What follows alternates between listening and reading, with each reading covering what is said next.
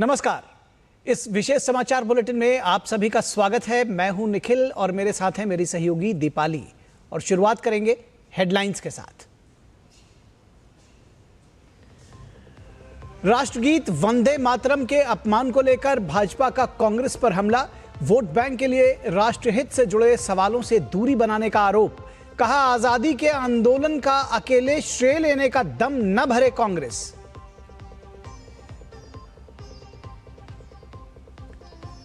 झारखंड में दोहरी मुश्किल में घिरे सीएम सोरेन। अधूरी मांगे मानने से नाराज छात्रों का धरना जारी।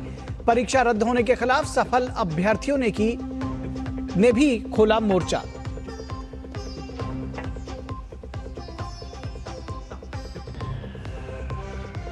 कर्नाटक में भर्ती परीक्षा घोटाले को लेकर ईडी का action. Karnataka public service commission पर गड़बड़ी का आरोप। केरलम में गरमाया पीएससी परीक्षा गड़बड़ी मामला। सीएम सतीशन के खिलाफ भाजपा का प्रदर्शन।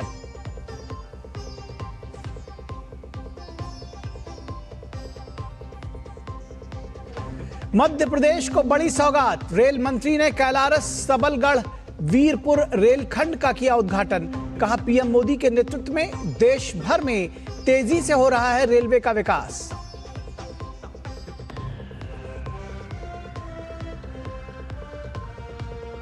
गोल्ड टेस्ट मैच में भारत की पकड़ मजबूत। 372 रन का पीछा करते हुए श्रीलंका की दूसरी पारी में लगे शुरुआती झटके। ऋषभ पंत का धमाल। टेस्ट क्रिकेट में 100 छक्के मारने वाले बने पहले भारतीय बल्लेबाज।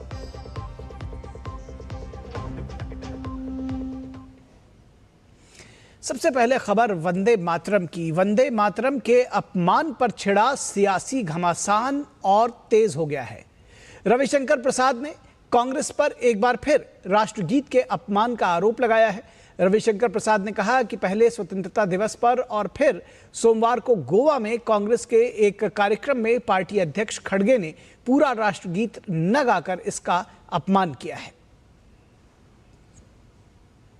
कि 36-37 में कांग्रेस का मुस्लिम लीग से पैक्ट हुआ था, याद करिए।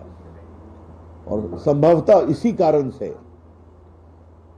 मुस्लिम लीग के द्वारा दबाव बनाया गया कि आप सिर्फ 2 स्टैंजा गाइए, बाकी में हमारी धार्मिक भावनाएं आहत होती हैं। उसके बाद तो मुस्लिम लीग के लोग चले गए पाकिस्तान जिन्ना साहब के पीछे, और जिन्ना साहब 1 साल में दुनिया छोड़कर चले गए। लेकिन इस देश के प्रथम राष्ट्रपति और महान स्वतंत्रता सेनानी डॉक्टर राजेंद्र प्रसाद ने जब बैठक हुई थी तो संविधान सभा में उन्होंने साफ साफ कहा कि हम 24 जनवरी 1950 को डॉक्टर राजेंद्र प्रसाद ने घोषणा की, जन गण मन राष्ट्रीय गान, वंदे मातरम राष्ट्रीय गीत। मैं फिर रिपीट कर रहा हूं, जन गण मन राष्ट्रीय गान, वंदे मातरम राष्ट्रीय गीत। नेशनल एंथम जन गण मन, नेशनल सॉन्ग वंदे मातरम। ये डॉक्टर राजेंद्र प्रसाद तो कांग्रेस के ही थे ना, उसमें संविधान सभा के अध्यक्ष थे, बाद में भारत के राष्ट्रपति बने। तो आपने सुना कि बीजेपी ने यह सवाल पूछा कि महान स्वतंत्रता सेनानी डॉक्टर राजेंद्र प्रसाद ने संविधान सभा में जन गण मन को राष्ट्रीय गान और वंदे मातरम को राष्ट्रीय गीत बनाया। डॉक्टर राजेंद्र प्रसाद तो कांग्रेस के थे, फिर कांग्रेस किस बात का विरोध कर रही है? हमको लगा कि 15 अगस्त को कांग्रेस के मुख्यालय में जिस तरह का एम्बैरेसिंग इवेंट हुआ कि जो सोनिया जी को लग रहा था कि वो विरोध कर रही हैं पूरे वंदे मातरम गाने को, और बाद में उनके बौद्धिकता से गुणी मीडिया हेड ने कहा कि कुर्सी खोजी जा रही थी खड़गे साहब के लिए। ये बिल्कुल बकवास था। कल खड़गे साहब जब गोवा गए तो वहां भी पार्टी के कार्यक्रम में 2 स्टैंजा ही गाया गया। आज हम पूरे कांग्रेस की मानसिकता पर एक सवाल उठाना चाहते हैं। कांग्रेस अगर इस तरह की हरकत करती है तो कृपा कर करके वो भारत की आजादी आंदोलन का एकमात्र ठेका लेने का अपना दम बंद कर दें। If this is what the Congress party is doing with the great national song Vande Mataram, then you better stop claiming monopoly as the custodian of freedom movement. खबर झारखंड से 25 जुलाई से रांची में चल रहे छात्र आंदोलन ने 17 अगस्त को बड़ा मोड़ लिया। आंदोलन के 24वें दिन सरकार और प्रदर्शनकारी छात्रों के बीच बातचीत हुई और बातचीत के बाद सरकार को कई अहम मांगों पर पीछे हटना पड़ा। सरकार की ओर से मांगे माने जाने के ऐलान के बाद रांची के जयपाल सिंह मुंडा स्टेडियम में छात्रों के बीच जश्न का माहौल दिखा। अनशन पर बैठे देवेंद्र नाथ महतो समेत दूसरे छात्रों ने पानी और जूस पीकर अपनी भूख हड़ताल खत्म की। सरकार ने TDPL एजेंसी के जरिए कराई गई JSSL, CGL समेत सभी परीक्षाओं और उनके नतीजों को रद्द करने का ऐलान किया। साथ ही 2014 से अब तक हुई भर्ती परीक्षाओं में कथित गड़बड़ियों की CID जांच के निर्देश भी दिए गए हैं। लेकिन छात्रों ने जीत का जश्न मनाने के साथ साथ आंदोलन खत्म करने से इनकार कर दिया। छात्रों का कहना है कि सबसे बड़ा पेच पूरे मामले की CBI जांच को लेकर है। इस बीच JSSC CGL परीक्षा रद्द करने के मुख्यमंत्री हेमंत सोरेन के ऐलान के बाद अब एक नया मोर्चा खुलता नजर आ रहा है। परीक्षा के जरिए नौकरी हासिल कर चुके युवाओं ने उनके बड़े खेमे ने सरकार के फैसले को लेकर भारी नाराजगी जताई है। मुख्यमंत्री की घोषणा के साथ ही नौकरी कर रहे युवाओं का आक्रोश सामने आ गया है। प्रदर्शन कर रहे युवाओं ने कहा है कि सरकार के इस फैसले से उनकी नौकरी और भविष्य पर संकट खड़ा हो गया है। नाराज युवाओं का कहना है कि उन्होंने न्यायालय का सहारा लेकर अपनी नौकरी हासिल की थी और अब अपने अधिकारों की रक्षा के लिए वे एक बार फिर अदालत का दरवाजा खटखटाएंगे। भीड़ तंत्र के आगे घुटने टेकते हुए और अपने लोकतांत्रिक मूल्यों का दमन करते हुए हमें और इसी देश से विरोध किया है। एक बार फिर से हम हमारा परिवार रोड पर आ गए हैं। आज सर लोकतंत्र हारा है, भीड़ तंत्र जीता है। हमारे खून पसीने आंसू का कोई मूल्य नहीं है। हमें इस सरकार पर शर्म है, हमें इस सरकार पर शर्म है। हमें माननीय मुख्यमंत्री जी से ऐसी कायरता की आशा नहीं थी। हमें माननीय मुख्यमंत्री जी से वे नीडर थे, वे एक साहसी पृष्ठभूमि से आते हैं, लेकिन माननीय मुख्यमंत्री ने आज भीड़ के आगे उपद्रवियों के आगे घुटने टेक दिए हैं। हमें शर्म है। सर हमने कोर्ट से लड़कर मुक्ति पाई थी। आगे हम कोर्ट की रुख करेंगे और लोकतंत्र हमारे पास जो भी जायज रास्ता है हम वो भी अपनाएंगे। वहीं झारखंड में विपक्ष के नेता बाबूलाल मरांडी ने सवाल उठाया कि अगर सरकार को अपनी भर्ती प्रक्रिया और परीक्षाओं की पारदर्शिता पर भरोसा है तो CBI जांच कराने से डर आखिर किस बात का है। हमने प्रारंभ से ही कहा है, एग्जाम को रद्द करना समस्या का समाधान नहीं हो सकता है। समस्या का समाधान है CBI से जांच,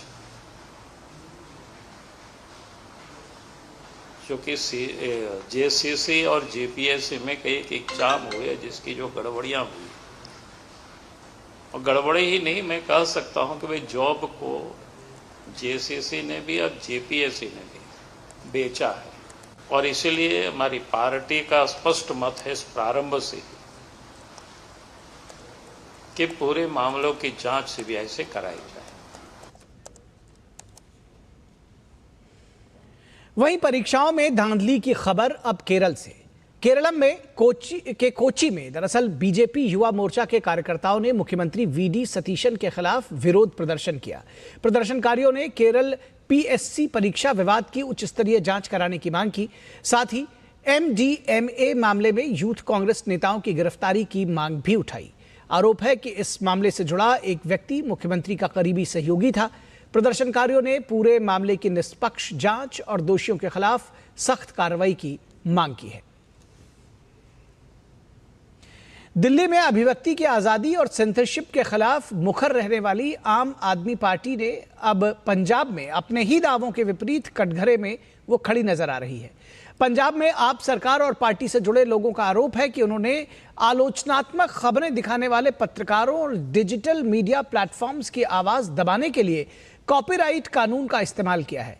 रिपोर्टर्स के मुताबिक पिछले साल अक्टूबर में आपकी ओर से फेसबुक पर पत्रकारों के कम से कम 48 वीडियोस और पोस्ट पर कॉपीराइट के दावे किए गए। इसके बाद लाखों फॉलोअर्स वाले कई फेसबुक पेज या तो प्रभावित हुए या हटा दिए गए। आलोचकों और मीडिया संगठनों का सवाल है कि क्या कॉपीराइट जैसे कानूनी प्रावधानों का इस्तेमाल अब राजनीतिक असहमति और आलोचना को रोकने के हथियार के तौर पर किया जा रहा है। विवाद तब और बढ़ गया जब जिन पोस्ट पर कॉपीराइट स्ट्राइक भेजी गई उसमें कथित तौर पर मुख्यमंत्री भगवंत मान के सोशल मीडिया पोस्ट, सरकारी कार्यकर्ताओं की तस्वीरें, विधानसभा की कार्यवाही और सार्वजनिक दस्तावेज शामिल थे। आलोचकों का कहना है कि सार्वजनिक जीवन से जुड़े नेताओं और सरकारी गतिविधियों से जुड़ी सामग्री पर इस तरह के दावे पंजाब में प्रेस की स्वतंत्रता के लिए चिंता का विषय है। विपक्षी दलों ने इसे दोहरा मापदंड बताते हुए अरविंद केजरीवाल और भगवंत मान पर निशाना साधा है। अब बड़ा सवाल यही है कि क्या लोकतंत्र में सत्ता से सवाल पूछने वाली पत्रकारिता को कानूनी हथियारों के जरिए कमजोर किया जा सकता है। पंजाब में उठे इस विवाद में आम आदमी पार्टी चौतरफा गिरती नजर आ रही है। रक्षा मंत्री राजनाथ सिंह ने आज नई दिल्ली के कर्तव्य भवन में आयोजित एक समारोह में राष्ट्रीय कैडेट कोर यानी एनसीसी की प्रमुख रोमांचकारी गतिविधि all India girls high altitude walk track Aparajita Parang La 2026 को हरी झंडी दिखाकर रवाना किया। ये छात्रा कैडेट्स के लिए एक अनोखी हाई एल्टीट्यूड यानी अधिक ऊंचाई वाली यात्रा है जिसमें एनसीसी महिला अधिकारियों और प्रशिक्षकों के नेतृत्व में आयोजित किया जा रहा है। इस अभियान की योजना एनसीसी गर्ल कैडेट्स के बीच नारी शक्ति, नेतृत्व, आत्मविश्वास, टीम वर्क, सहन शक्ति और राष्ट्रीय एकता को बढ़ावा देने के लिए बनाई गई है। यह ऐतिहासिक ट्रैक पारंग ला दर्रे से होकर गुजरेगी जो हिमाचल प्रदेश की स्पीति घाटी को लद्दाख के चांगथांग क्षेत्र से जोड़ती है। इसे भारत के सबसे चुनौतीपूर्ण हाई एल्टीट्यूड ट्रैकिंग मार्गों में एक माना जाता है। रक्षा मंत्री राजनाथ सिंह ने गर्ल कैडेट्स को बधाई दी और कहा कि ऐसे अभियान युवाओं में नेतृत्व के गुण, मानसिक मजबूती, अनुशासन और आत्मविश्वास विकसित करने में महत्वपूर्ण भूमिका निभाते हैं। हाई एल्टीट्यूड कंडीशंस के लिए खुद को तैयार करना ये कोई आसान काम नहीं है। इसके लिए भी मैं सभी बेटियों को अपनी तरफ से बधाई देता हूँ। और ये फिजिकल फिटनेस के साथ साथ आपके मेंटल टफनेस की भी यह परीक्षा है। आप सबकी हिम्मत को तो देखकर यही लग रहा है कि भारत की बेटियाँ किसी भी ऊंचाई को छू सकती हैं और हमारी ये बेटियाँ दुनिया की सबसे टफ चैलेंजेस का भी सामना करने में रंच मात्र संकोच नहीं करेंगी, न करती हैं, क्योंकि आप सब अपराजिता हैं जिन्हें कभी पराजित नहीं किया जा सकता। और आपकी एनर्जी और आपका कॉन्फिडेंस ही नए भारत की एक पहचान है। रेल मंत्री अश्विनी वैष्णव ने मध्य प्रदेश में कैलारस सबलगढ़ वीरापुर रेलखंड का उद्घाटन किया। इसके साथ ही रेल मंत्री ने ग्वालियर कैलारस ट्रेन के बीरापुर तक विस्तार का भी शुभारंभ किया। वीडियो कॉन्फ्रेंसिंग के जरिए हरी झंडी दिखाकर इसका उद्घाटन किया गया। इस मौके पर रेल मंत्री ने कहा कि पीएम मोदी के नेतृत्व में सिर्फ मध्य प्रदेश ही नहीं बल्कि पूरे देश में तेजी से रेलवे नेटवर्क का विस्तार और विकास हो रहा है। वीडियो कॉन्फ्रेंसिंग के जरिए ही मध्य प्रदेश के मुख्यमंत्री डॉक्टर मोहन यादव, केंद्रीय मंत्री ज्योतिरादित्य एम सिंधिया और मध्य प्रदेश विधानसभा के अध्यक्ष नरेंद्र सिंह तोमर भी उपस्थित रहे। कार्यक्रम के दौरान मौजूद लोगों को वीडियो कॉन्फ्रेंसिंग के जरिए ही संबोधित किया गया। हमारे प्रधानमंत्री जी कहते हैं सबका साथ, सबका विकास, सबका विश्वास और सबका प्रयास। तो सभी के प्रयासों से ये रेल लाइन आज एक सच्चाई में बदली है और 56 किलोमीटर लंबे कैलारस बीरपुर सेक्शन का आज इनॉग्रेशन हो रहा है। गाड़ी आज चलेगी इस रेलवे लाइन पे। बहुत ही महत्वपूर्ण एरिया है, अगर आप इस नक्शे पे देखें तो चंबल ग्वालियर के इस पूरे सेक्शन को जोड़ने वाली ये रेलवे लाइन है। इस रेलवे लाइन से कई गांवों का, जैसा माननीय नरेंद्र सिंह तोमर जी भी बता रहे थे, 100 से अधिक गांवों को इसका बेनिफिट मिलेगा। और आगे आने वाले समय में शिवपुर कला से कोटा तक इस रेलवे लाइन को जोड़ने से कोटा जो बहुत बड़ा एजुकेशन हब है और आगे इंडस्ट्रियल हब्स भी आगे जुड़ते हैं, जयपुर और सब जुड़ते हैं, तो उससे पूरे क्षेत्र को बहुत बेनिफिट होगा। और मध्य प्रदेश में रेलवे नेटवर्क के विकास और राज्यों के लिए रेल बजट में अभूतपूर्व वृद्धि का केंद्रीय मंत्री अश्विनी वैष्णव ने जिक्र किया। 2014 से पहले यूपीए सरकार के समय मात्र 632 करोड़ रुपए का बजट होता था मध्य प्रदेश में रेलवे के डेवलपमेंट का, और अब माननीय प्रधानमंत्री श्री नरेंद्र मोदी जी 15,188 करोड़ रुपए का बजट है। यानी कांग्रेस के समय जो बजट था उसको 2 गुना, 3 गुना, 10 गुना, 15 गुना और 24 गुना किया मोदी जी ने, 24 गुना। आज मध्य प्रदेश में रेलवे का, मध्य प्रदेश और जुड़े हुए प्रोजेक्ट्स में रेलवे का करीब 1,55,000 करोड़ रुपए का इन्वेस्टमेंट हो रहा है।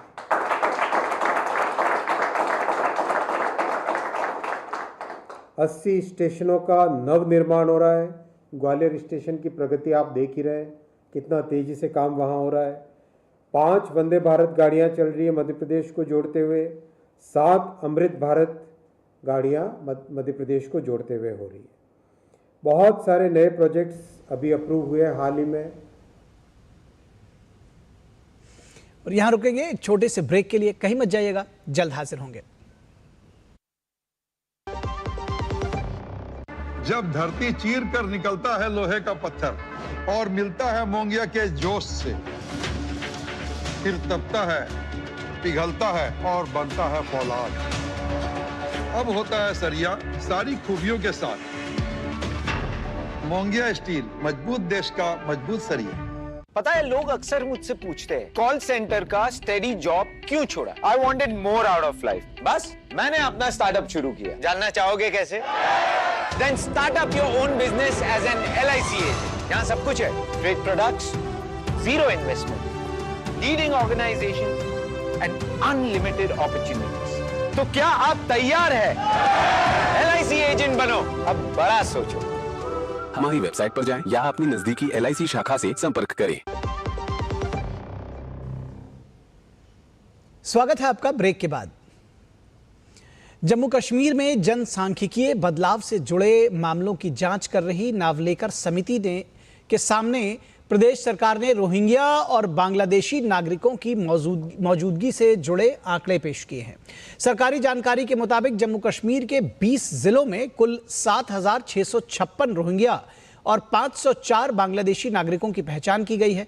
आंकड़ों के मुताबिक जम्मू संभाग में 6,737 रोहिंग्या और 46 बांग्लादेशी नागरिकों की पहचान हुई है, जबकि कश्मीर संभाग में 919 रोहिंग्या और 458 बांग्लादेशी नागरिकों की मौजूदगी की जानकारी दी गई है।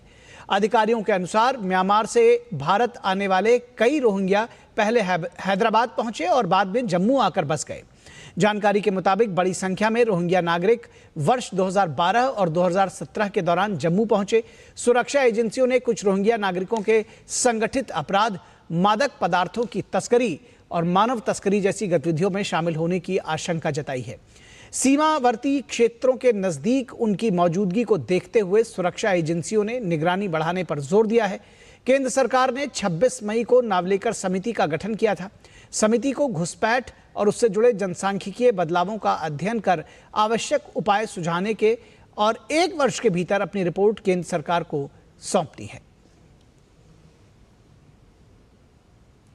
मृत्यु दंड देने के तरीके को लेकर सुप्रीम कोर्ट ने मंगलवार को बड़ा फैसला सुनाया है। शीर्ष अदालत ने उस याचिका को खारिज कर दिया जिसमें फांसी देकर मौत देने की मौजूदा व्यवस्था खत्म करने और उसकी जगह कम पीड़ादायक विकल्प अपनाने की मांग की गई थी। न्यायमूर्ति विक्रम नाथ और न्यायमूर्ति संदीप मेहता की पीठ ने कहा है कि याचिका खारिज करने का मतलब ये नहीं है कि केंद्र सरकार मौजूदा व्यवस्था की व्यापक समीक्षा नहीं कर सकती। केंद्र चाहे तो विशेषज्ञ समिति बनाकर यह जांच करा सकती है कि मृत्युदंड देने का कौन सा वैकल्पिक तरीका दोषी को अनावश्यक पीड़ा से बचाने और उसकी गरिमा बनाए रखने के संवैधानिक उद्देश्य को बेहतर तरीके से पूरा करता है। मार्च 2023 में भी सुप्रीम कोर्ट ने इस मुद्दे को पर विशेषज्ञ समिति गठित करने की संभावना जताई थी और केंद्र से बेहतर आंकड़े मांगे थे। हालांकि अदालत ने यह साफ किया था कि वो विधायिका को मृत्युदंड देने का कोई खास तरीका अपनाने का निर्देश नहीं दे सकती। वहीं केंद्र सरकार पहले ही फांसी के मौजूदा प्रावधान का समर्थन कर चुकी है। 2018 में केंद्र ने सुप्रीम कोर्ट से कहा था कि घातक इंजेक्शन और गोली मारने जैसे तरीके जरूरी तौर पर कम पीड़ादायक नहीं हैं। गृह मंत्रालय ने फांसी को त्वरित और सरल तरीका बताते हुए कहा था कि इससे कैदी की पीड़ा अनावश्यक रूप से नहीं बढ़ती।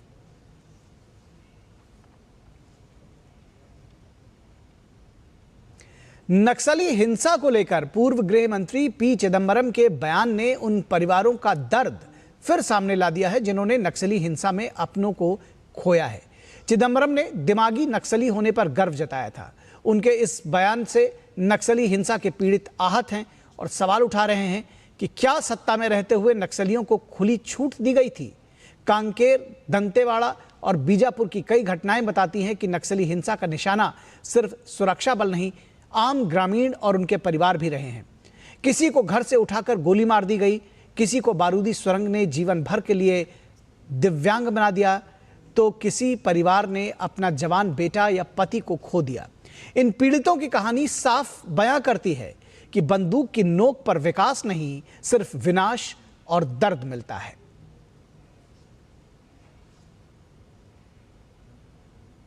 भारत के सेमीकंडक्टर क्षेत्र में तेजी से बढ़ती संभावनाओं के बीच सेमिकॉन इंडिया 2026 के 5वें संस्करण का आयोजन 17 से 19 दिसंबर तक नई दिल्ली के India international convention and expo centre में किया जाएगा।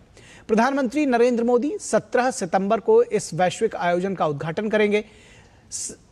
सिलिकॉन से सिस्टम तक पारिस्थितिकी तंत्र का निर्माण थीम पर आधारित सेमिकॉन इंडिया 2026 में दुनिया भर के सेमीकंडक्टर उद्योग से जुड़े विशेषज्ञ, उद्योग जगत के प्रतिनिधि, निवेशक, नीति निर्माता, शिक्षाविद, सरकारी अधिकारी और छात्र हिस्सा लेंगे।